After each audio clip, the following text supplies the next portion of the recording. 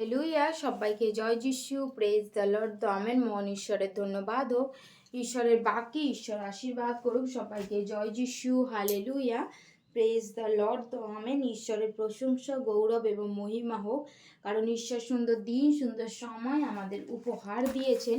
তো সেই জন্য মহান ঈশ্বরকে ধন্যবাদ জানাই। সবাইকে আরেকটিবার জয় যিশু, হালেলুয়া, প্রেজ দ্য লর্ড।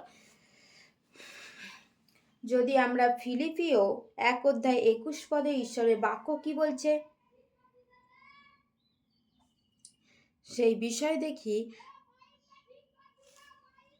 কেননা আমার পক্ষে জীবন খ্রিস্ট এবং মরণ লাভ, কিন্তু মাংসে যে জীবন তাহাই যদি কর্মের ফল হয়, তবে কোনটা মনোনীত করব তাহা বলিতে পারি না। হালেলুয়া! তো এখানে ঈশ্বরের বাক্য বলছে মরণ লাভ, জীবন খ্রিস্ট।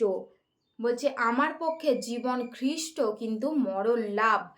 কারণ আমরা জাগতিক মানুষ, আমরা একটা সময় কি হয় না, আমাদের দেয়ালে পিঠ থেকে যায়। কারণ জগতের মানুষ কি করে না, আমাদেরকে নিন্দের তাড়নার মধ্যে দিয়ে নিয়ে যায়, নিন্দের তাড়নার সমস্যার মধ্যে দিয়ে নিয়ে যায়। তখন আমরা ভাবি যে বোধহয় আমাদের আর কেউ নেই, আমাদেরকে বোধহয় ঈশ্বর দেখছে না। এবং আমরা কি ভাবি যে আমরা খ্রিস্টেতে জীবন সেই এত দুর্বিষহ হয়ে ওঠে, এত সংকটের মধ্যে দিয়ে আমরা যাই, এত কষ্ট, এত নিন্দে তাড়নার মধ্যে দিয়ে যাই। সেই সময় কি হয় না, তখন আমরা আমাদের পিঠ দেয়ালে ঠেকে যায়, আর আমরা মনে করি যে আমরা মরে যাওয়াই ভালো, আমাদের পক্ষে মরে যাওয়াই ভালো, আমরা এরকম ভাবি। কিন্তু খ্রিস্টেতে প্রিয় ঈশ্বরের বাক্য বলছে মাংসে যে জীবন তাহাই যদি আমার কর্মের ফল হয়। বলছে সেই মাংস, আমাদের মনে হয় যে জগতের মানুষ কত আনন্দে আছে, জগতের মানুষ কত সেই আনন্দ মস্তির মধ্যে রয়েছে, কিন্তু আমাদের জীবন এত কঠিনময় জীবন। হ্যাঁ, যখন আমরা কোনো পরীক্ষা দিই এবং কোনো ভালো জিনিস যদি আমরা পেতে চাই, তখন আমাদেরকে কী করে অনেকটা স্যাক্রিফাইস করতে হয়, অনেকটা কষ্টের মধ্যে দিয়ে যেতে হয়। সেরকমই আমরা যখন কোনো ভালো জিনিস পাবো, তখন আমাদেরকেও সেই কষ্টের মধ্যে দিয়ে যেতে হবে, তখন আমাদেরকেও সেই কষ্ট করতে হবে। যদি আমরা কষ্ট না করি, তাহলে আমরা কিভাবে সেই ফলটা পাবো, কিভাবে আমরা সেই ফল পাবো? সেই জন্য খ্রিস্টতে প্রিয় আমরা যেন সেই ফল উৎপন্ন করতে পারি, ঈশ্বর সেটাই চান। আর আমাদের জীবন লাভ, কারণ আমরা প্রভু যিশুতে আছি। আমাদের কাছে হয়তো অনেক টাকা পয়সা ধন সম্পত্তি নেই, কিন্তু প্রভু যিশু আছে আমাদের সঙ্গে।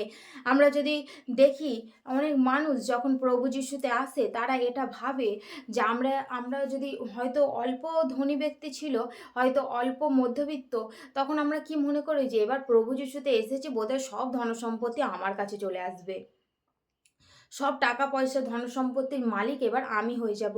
কিন্তু খ্রিস্টেতে প্রিয় তারপর যখন সে আসতে থাকে, এবং তখন যখন সে দেখতে থাকে যে এখানে ওই সব টাকা পয়সা কিছুই নেই, কিন্তু এখানে আছে বিশ্বাস আর সেই অনন্ত জীবন, সেই ঈশ্বর দেবেন আমাদেরকে।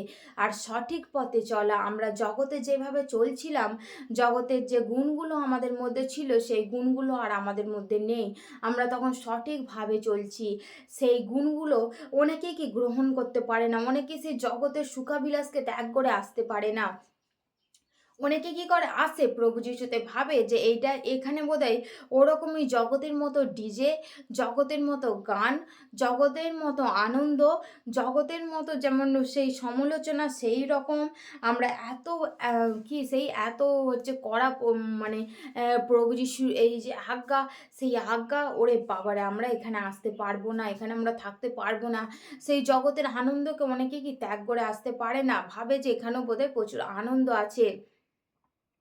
কিন্তু যখন সে এসে দেখে এখানে বাক্য, সেই বাক্যকে করতে হবে, তখন তারা ভয় পেয়ে পিছিয়ে যায়, এবং তারা সেই জগতের মোহের মধ্যে আবার পৌঁছে যায়। কিন্তু খ্রিস্টেতে প্রিয় ঈশ্বর যদি তোমার সঙ্গে থাকেন, সমস্ত কষ্ট নিন্দে তাড়নাকে আমরা সহ্য করতে পারবো, সমস্ত কিছুকে আমরা সহ্য করতে পারবো। কারণ ঈশ্বর যদি তোমার সর্বক্ষণ সঙ্গের সাথে থাকেন, তুমি সমস্ত কষ্টকেই তুমি সহ্য করতে পারবে, সমস্ত কিছুকে তুমি সহ্য করতে পারবে। Hallelujah, praise the Lord.